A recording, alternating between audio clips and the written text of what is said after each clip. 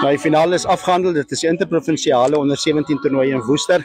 Wenners op die ou einde is die tuisspan Boland, klop vir SWD. Baie geluk. Dankie. Jy is ook die speler van die wedstryd. Sommer net jou gedagtes, trots op jou span vir hierdie wen. Ja, baie trots op hulle. Ons het agterweek om mee te kom.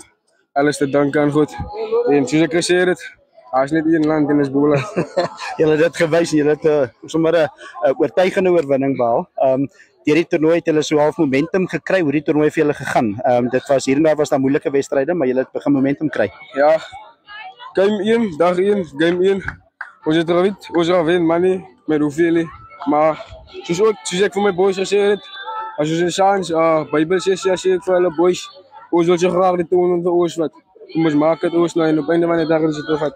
Ja, en dis baie talent in die Boland net. Die Boland B-span het ook 'n beker gewen. Lekker kompeterend en is dan baie manne wat kan hardloop, vinnig hardloop en kan step.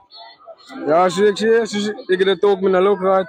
En ek vir hulle gesê, as hulle dit wil hê, maak dit julle sin boy as maar op einde van die dag hulle nie gemaak soos dit waar hulle wil gaan visit, maar solank hulle kap het, alles reg. Ja, lekker as jy by jou tuisveld kan speel en sê jy speel in die Boland, jy speel in Woester.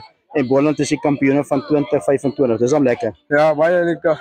Soos jy wil net ook dankie sê vir die support. Wat die mense wat moeite gemaak het om vir ons te kyk het.